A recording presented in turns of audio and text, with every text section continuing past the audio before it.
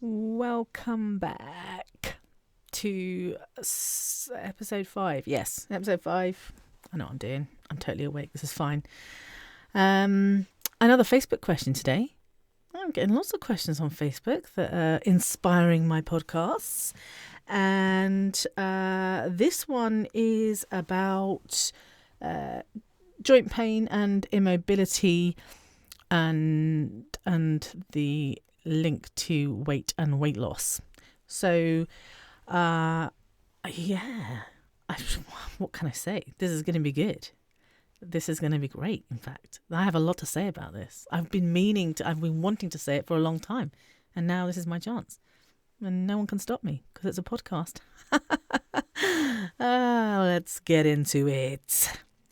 So the question reads, what would you say to someone who is suffering from pain and immobility? I'll start that again. Sorry, I got distracted by something on my computer. What would you say to someone who is suffering from pain and immobility that has been specifically caused by severe weight gain? Oh, there's a lot of words there that we're going to unpick in a minute. Specifically caused by severe weight gain. How do we reconcile the need in some cases to decrease overall mass? And then in brackets, this person's written, it's no coincidence that this severe weight gain followed a period of severe weight loss where I lost 6 stone and regained 9 stone.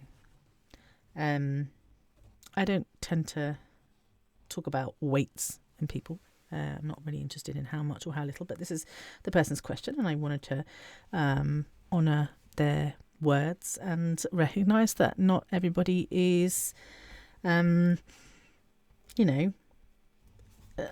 everybody is in the same place as me. And so some of you might be listening to this and going, oh no, what are they talking about? No, we won't be doing that. Thank you very much. We're going to be answering this question. And what were the words? Like, I've just turned my phone off now, so I can't see it. So it says, what were they? Joint pain and immobility that has been specifically caused by severe weight gain. So specifically caused, that's, not just caused, but specifically caused. Nothing else could be causing it. If it's specifically caused by something, then nothing else could be causing it. And I'm curious to know what kind of joint pain is specifically caused by weight and weight gain. I've never heard of it. I know lots of specific causes of joint pain. They range, and I can list some of them. So it could be something specific to a joint, especially if it's one or two joints involved, injuries, etc., etc. It could be tendons, ligaments. It could be cartilage. It could be fluid in the joint. Or just the joint itself is fascinating. But if it's multiple joints, especially if it's not just like lower limb joints, which are often the ones we injure, or one specific arm or whatever, then if it's something more systemic, something that's going on throughout the body, of course it could be arthritis, which is when you have thinning of the space in between the two bones of the joint. The cartilage thins down and then the bones start to rub against each other. It could be osteoarthritis. That's osteoarthritis. You can have inflammation of that space that is not caused by thinning or wearing down, and that's other forms of arthritis, inflammatory arthritis. So it could be rheumatoid arthritis or other forms of inflammatory arthritis, and then it could not be the joint itself, because you can get joint pains that don't come from the joint. Did you know that? Yeah, absolutely. So there's fibromyalgia, a very common condition. I'm not going to talk about it too much in this particular podcast, but fibromyalgia could be causing it. What else? It could be something to do with, with a vitamin deficiency. For example, vitamin D deficiency can cause joint pains. It could be hypermobile Ehlers-Danlos syndrome. So you might have had it for a really long time and never had a diagnosis. It could be something like that. What else could it be? Specific cause of joint pain. I'm just literally listing. I haven't written in my notes. This is me listing a differential diagnosis based on my 20 years or so of medical experience. It could also not be related to something physiological. Because pain's an interesting thing. Did you know that there are athletes out there who will do incredible things in spite of having serious joint injuries? Like footballers who will, well, maybe not footballers, because they just I'm talking about football in the sort of English sense of the word now. I'm talking about soccer for those of you who are listening from other parts of the world. They don't play on if they've been injured. They cry on the floor and weep and wail, and unless they're the women's team, in which case they just get on with things. So yeah, women footballers will absolutely sustain injuries and continue running in spite of it. And that's because of adrenaline. It's because of all sorts of things going on in the brain, because our brain is where we perceive pain, right? We have pain receptors throughout our bodies. And sometimes pain is caused by these pain receptors firing. Sometimes pain is caused by these pain receptors misfiring. So there's something neurological going on. That's another reason you can get pains. And sometimes it's the part of our brain that is processing pain that is where the problem's at. So pain happens for a lot of reasons, is what I'm trying to say. And it can be a symptom of an underlying condition. It could be specific to one joint. It could be specific to lots of joints in the body. I mean, it could be autoimmune. It could be so many different things. But in this case, it was specifically caused by weight. And I'm curious who told you that. I'm guessing it was a doctor. And what did you go on to say? Hang on a second, I have to go back. Specifically caused by severe weight gain, not just weight gain, severe weight gain. Again, that sounds to me like someone else's voice. Those words are specific words like, I wonder where they came from. And how do we reconcile the need in some cases to decrease overall mass? So the second part of the question was, I've got this joint pain that is specifically caused by my weight, and so now I have to specifically lose said weight to improve this joint pain. Again, says who? Because it's not the evidence. There are a couple of studies actually that looked at arthritis of the knee, specifically arthritis of the knee in people who have osteoarthritis of the knee and need a knee joint replacement. And they wanted to find out whether weight loss would improve the symptoms. Now, every single one of these participants in this study went on to get the surgery. So they dealt with the underlying problem, which is wishful thinking, because a lot of people don't get that surgery if they're fat. But these participants did. But prior to that, they lost weight. And what the study found was it had very little bearing on anything, weight loss. So these people, the only thing that they noticed about the weight loss group compared to the control group was that the weight loss group ended up heavier, whereas the control group, their weight didn't change or significantly. I think maybe it came down a little bit because they followed it up several years after. So, what they found was basically weight loss had absolutely zero impact in osteoarthritis of the knee. If anything, it just made people gain weight, but it certainly didn't impact mobility or function or any of the important things that, of course, are important to people, nor did it impact pain. So, Now, there will be studies that say that, if you lose weight, your pain will improve. And like I said, there is a part of your anatomy that controls how you experience pain that can be absolutely influenced by external things, and that's the brain. If the brain is flooded with lots of positive, like reinforcement, and there's all this kind of oxytocin and dopamine and serotonin flooding through it, you might not experience the pain the same way as somebody who is feeling the opposite, negative reinforcement, being made to feel shamed and humiliated and is blaming themselves and is feeling low about themselves. They're going to experience pain in a different way. So I believe that. I believe that weight loss, certainly in the beginning part when you're losing all the weight and everything's looking good, I believe that does have a positive impact in your perception of pain. I'll buy by that. But it's not going to have any impact in the long term for two reasons. Number one, chances are you'll regain the weight. So any of that positive reinforcement will go away, and then that makes it even worse. And also because that's not going to sustain anything. Like if you've got something seriously wrong with your body, there's only so much that serotonin can do. So, why is this lovely person under the impression that severe weight loss has specifically caused their joint pain? And the answer is because fatness has been pathologized, people. And that happened years ago, decades ago, centuries ago, actually. Fatness was pathologized. Once upon a time, being fat didn't make you unhealthy. And then a lot of stuff happened, and it was, racism and eugenics, and it was a whole bunch of quite evil people, really. Like, there's some sinister characters in this story who pathologized fatness. There's one guy called Lewis Dublin. Nobody ever talks about him. They always talk about, what's his face? BMI guy. Oh my gosh, I've forgotten his name. You know who I'm talking about. You'll be shouting it out right now. But anyway, BMI guy, French name. Oh, it's going to really bother me. It's going to come to me in 10 minutes, isn't it? But anyway, people talk about him, but they don't talk about Dublin. Dublin was a turn of the 20th century public health pathologist probably. Yeah, was really into public health. But he worked for the Metropolitan Life Insurance Company, and he and his team are responsible for pathologizing fatness in a big way. So is the American Medical Association, a rather racist and problematic organisation, and so on and so forth. So fatness was pathologized quite some time ago, folks, and we don't have time to discuss it in detail in this podcast. But if you want me to, I probably have in the past, but if you want me to again, or if you have a specific question, then ask and I will answer, or try to at least.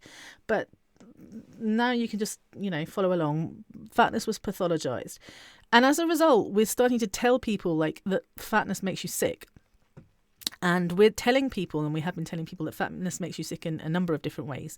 So we tell people it's bad for your pancreas and causes diabetes. We tell people it's bad for your heart and your cholesterol levels and your blood pressure.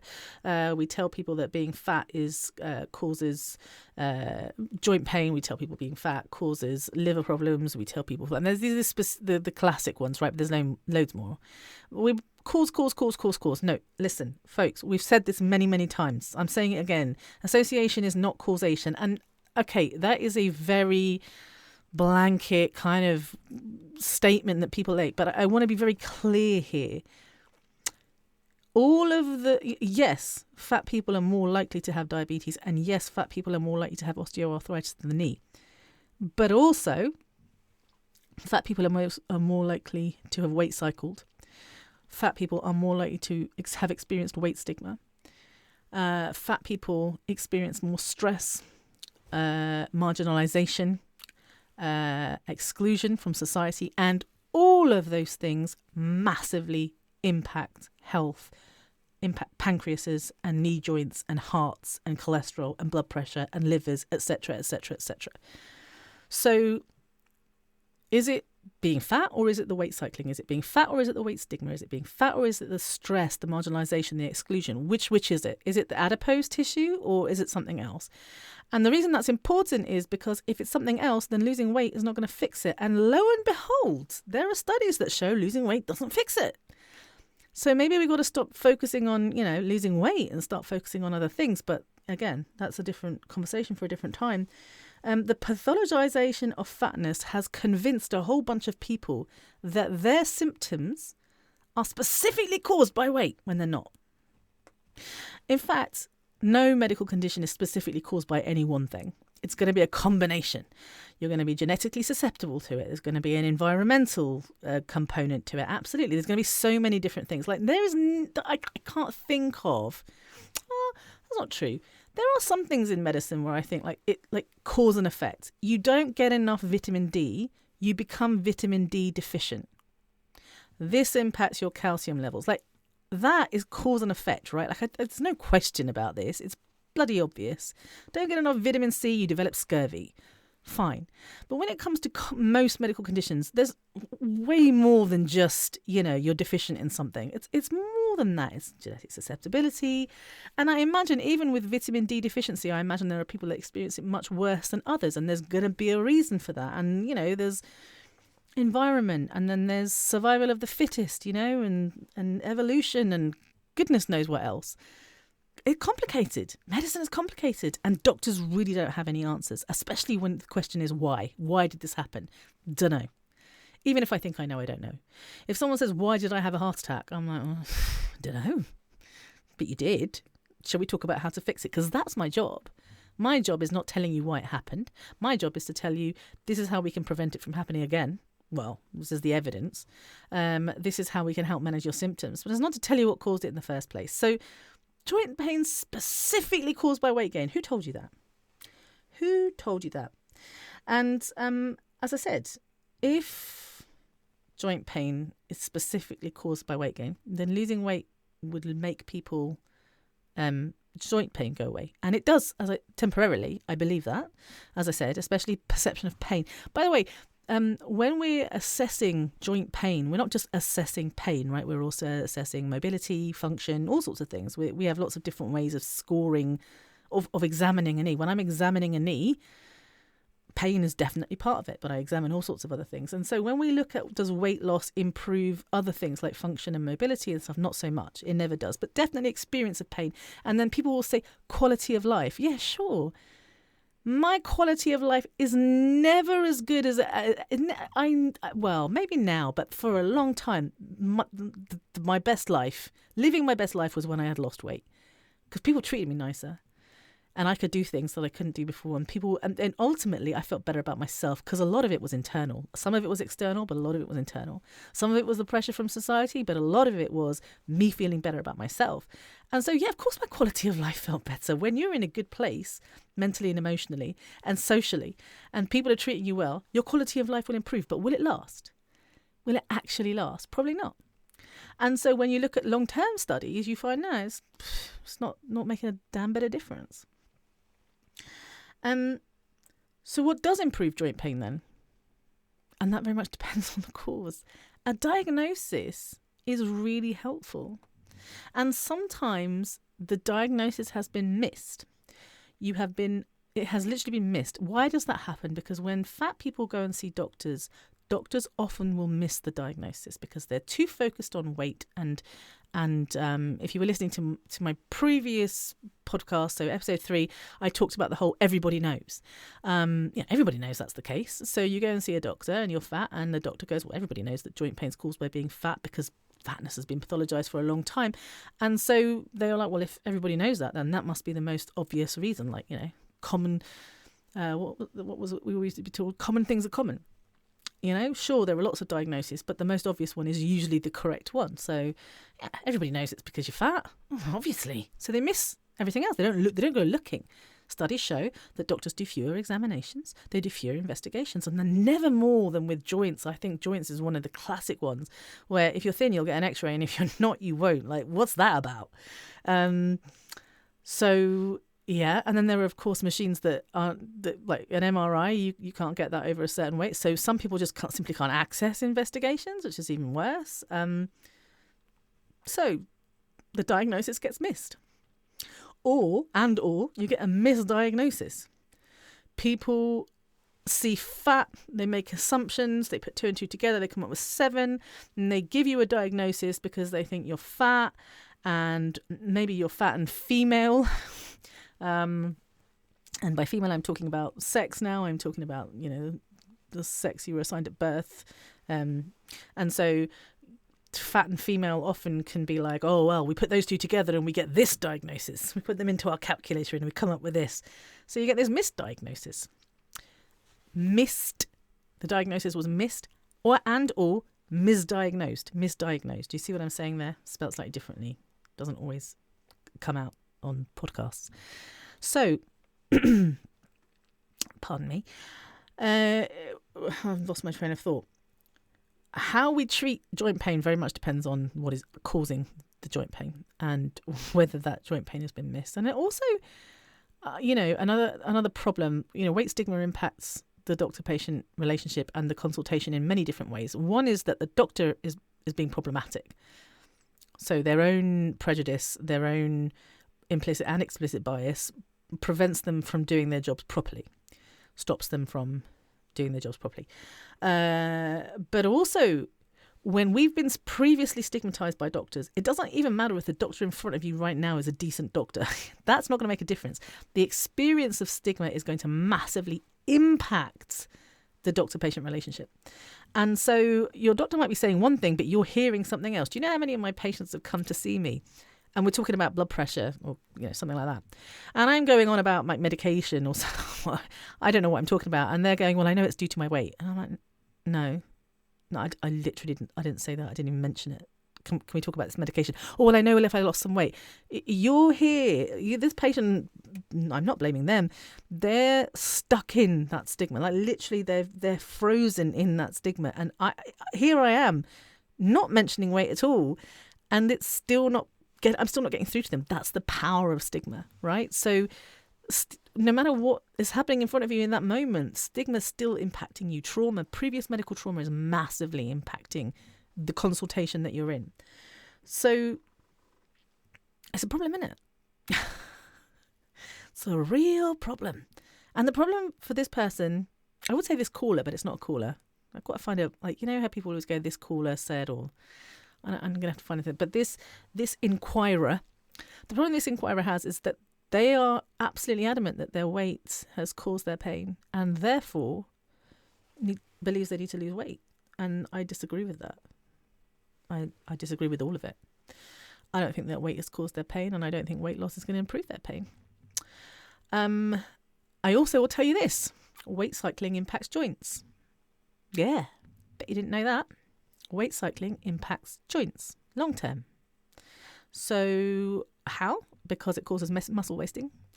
And the best thing that you can ever do for your joints is to stabilize your joints, especially if you've got like one wonky joint, right? Is you want to stabilize that joint as much as possible. How do you do that? By building strong muscles around the joint. The older you are, the more muscle wasting you will experience. Your muscles start to waste around the age of 40 and will continue to waste until you die. So to prevent that from happening, muscle strengthening and conditioning is really good for you. The problem is that when we talk about muscle strengthening and muscle conditioning, we think gym, we think structured exercise. We think as fat people, we don't have strong muscles. That's actually not true at all. Fat people often do have the strongest muscles because we're carrying a lot of weight around. But if you wanted to do some kind of muscle strengthening exercises, which I thoroughly recommend for joint pain, there's no question about that, building up those muscles is going to make a huge difference. But it's problematic, again, because of weight stigma. So sometimes you can't do the exercises because it hurts too much. When you get to that point where the pain is preventing you from moving, then you've got to take more drastic action. But then, of course, you can't take the drastic action because there's BMI limits in place especially with joints. BMI limits. No, we can't do that. You're too fat. No, we can't do that. You're too fat. We can't even put you in an MRI scanner because you're too fat. So that just makes it really difficult.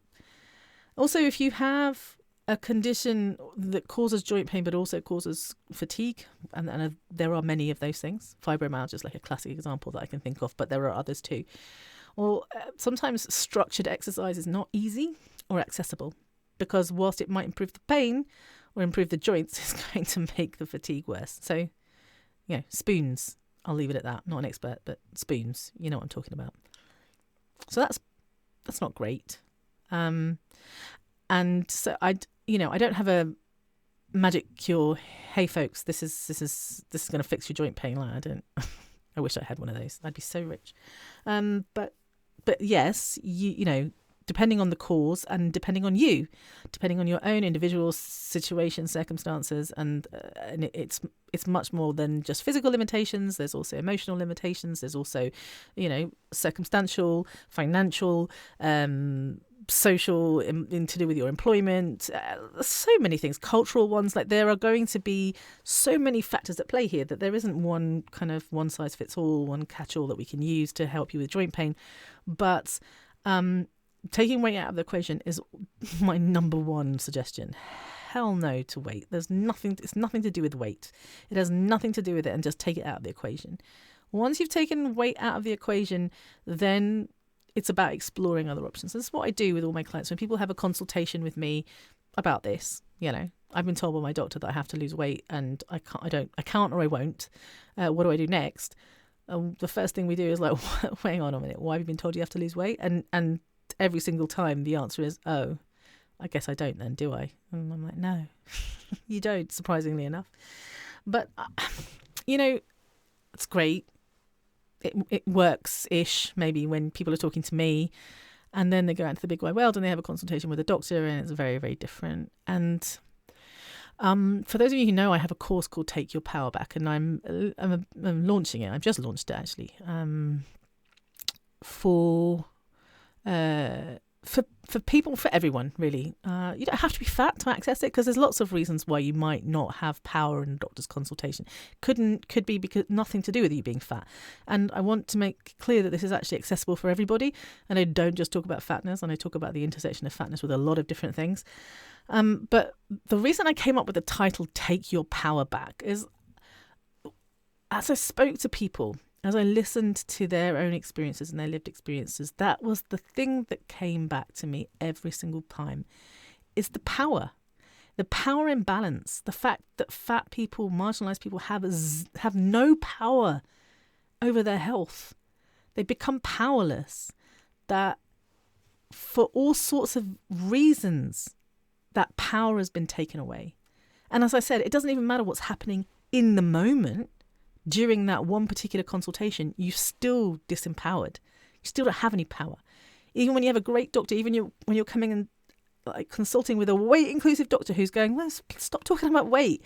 You're still talking about weight. And I know why you're doing it. I get it. I don't blame you. But that's to do with power. And I looked up the definition of power in the dictionary, which wasn't very helpful. But I had some thoughts. And when you think about power, one way to talk about it is like the ability to do something, or to act in a certain way, the ability to do something. We'll make it that simple. That's power. If I have the ability to make decisions about my health, then I have power over my health, right? I guess agency comes into it as well, like autonomy, they all come into it. Power is about feeling like you have control. It's about feeling like you have, like there's space, that there's possibility. You know that you don't have power if it's impossible. And so when you think about the healthcare consultation in that, through that lens, we don't have any power. We don't have any control. Often we're being coerced, we're being threatened, we're being blackmailed, lose weight or you can't get this. And we feel tongue-tied. We can't speak, we can't act. And I am, as you can probably imagine, quite an assertive communicator, and I generally am quite good at getting what I want. I don't mean that in a kind of like, give me what I want kind of way, in like a very sort of narcissistic kind of way. But if I need something and I'm entitled to it, I will get it. I've got no problem communicating normally, but I am a completely useless communicator at the doctor's office. I'm getting better. I have noticed the last couple of times I'm getting better, but and I'm better as an advocate, so I'm better at doing it for other people than I am at doing it for myself. But I am not myself. I am not the assertive, empowered person that I normally am when I'm in the doctor's office. It feels very different. And power is also like having the ability to direct something, to influence. Like you have to have, influence, I think is a good word. Did I write that down? Yeah, the ability to direct or influence others, to have power over them. And we don't have the ability to direct or influence our doctors. Even though, and people might be like, oh, why should you? Well, absolutely you should. It's called autonomy, mate. You absolutely, maybe not to influence your doctors, but to make decisions about your health. Oh, hell yeah. You should have all the power. Doctors should have none of the power. So that's the ability to influence or to direct or influence decisions about your body. That's called autonomy. And you absolutely should have that. You can't influence your doctor, but influence decisions. You should, by law, if nothing else. Failure to respect autonomy is assault, really. If that's the best word for it. The other thing about power is like my my son would tell me that, he'd tell me that, is it kilowatts? We measure power? Do we measure it in amps or kilowatt? Oh gosh. Should definitely look that up before I press record. Anyway, I didn't do so well in physics, so but my son loves physics, and so power is energy, right? At its most basic, power is energy. It's the energy that we use to operate devices, and just the idea of that energy, just when you think of it from a kind of like a very, through that lens, the lens of kind of just basic energy, vibrations. You know, when you walk into that doctor's office, like the frequency at which you're vibrating compared to the frequency at which that doctor is vibrating. Like, you get what I'm saying? Some of you will get what I'm saying. Some of you will be like, enough with that hippy-dippy shit. So we don't have power. We don't have power in that consultation. We don't have power over our health. We don't have power over our healthcare decisions. Not okay. Absolutely not okay. And yet, unfortunately, that is our reality. I spent a lot of time thinking how to change my colleagues' minds and to make them realise that what they're doing is wrong. And I found that quite exhausting, because I just don't know why I should have to. Quite frankly, they studied the same medicine as I did, and they get medical ethics and law. They have to.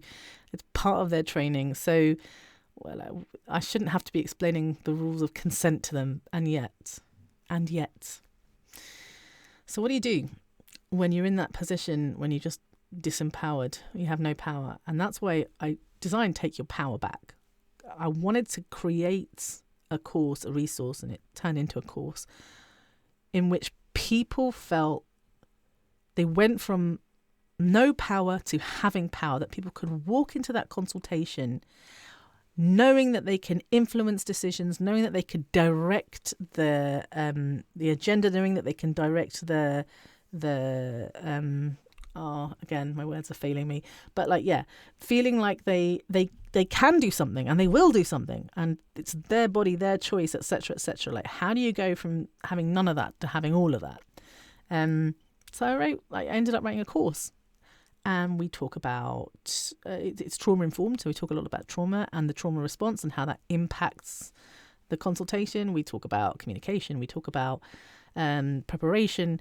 We talk about medical trauma in general. Actually, we do a lot of that work, but there's also practical suggestions as well. Like, I'm all for doing both. Like, I think you have to go underneath and you have to do the surface level stuff as well. So there's plenty of kind of like, say this, try this, use this.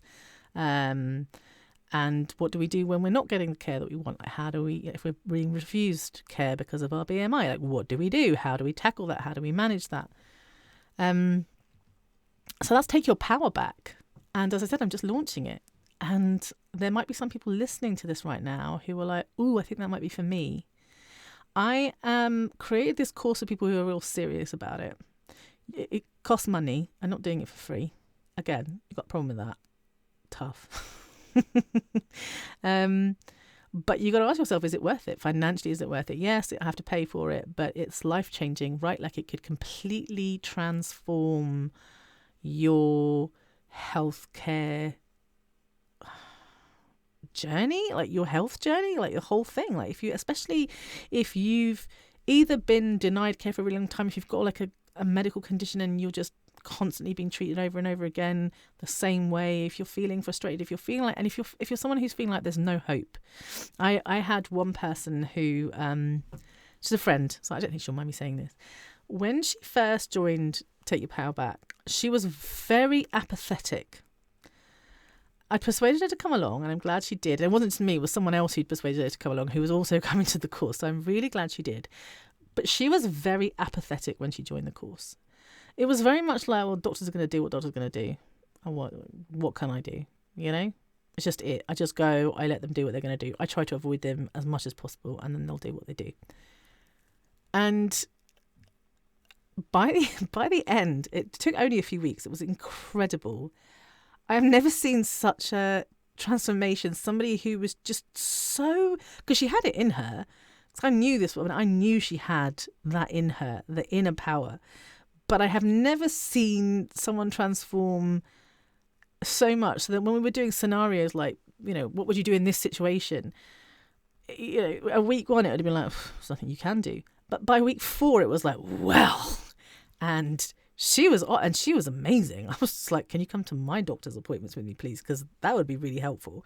And that's why I designed the course. I wanted to see that, and it was massively. I loved being there to witness that. But that's what it's all about. So if you think that might be you, if you're ready to join us, then do. You can find out lots more information about it on the website. Also, don't forget, I have my online community, which I've been talking about a lot, the waiting room, and you get support from other people who are there to empower you, right? Like that's one of the beauties. There's a channel, there's a chat room specifically for people who need help. Like help, I need help. And whatever the situation is, it doesn't have to be a doctor's appointment, it can be anything, but it often is a doctor's appointment. Like we're there to support you and to empower you as well. And if you do take your power back, you also become a member automatically of the waiting room, which is really cool. All right. Next week's gonna be a little bit different. I recorded a podcast quite some time ago, and next week you get to finally hear it, and it's really good, and I really enjoyed it. And actually, it's really interesting to listen back because I recorded it was a year, and I've changed a lot in that year. And so you might be like, oh, doesn't sound like Asha. Not like my voice is the same, but some of the things that I've said, perhaps you've seen me evolve over the last year, and that's great. Evolution, man, it's great. I'm glad that I'm not the person I was a year ago. So in answer to your question, I think I answered the question just enough with the weights. It's not to do with the weight. And if you want to whoever you are, wherever you are, whoever's listening right now, if you can relate to those questions, if you've been thinking to yourself, I don't want to lose weight, but I also have to lose weight, and I'm stuck between a rock and a hard place, that's what Take Your Power Back is for. You never have to do anything. I know it feels like it does. I'm not dismissing that. But Take Your Power Back might help. Hope to see some of you there, and see you next week for the next podcast. Take care.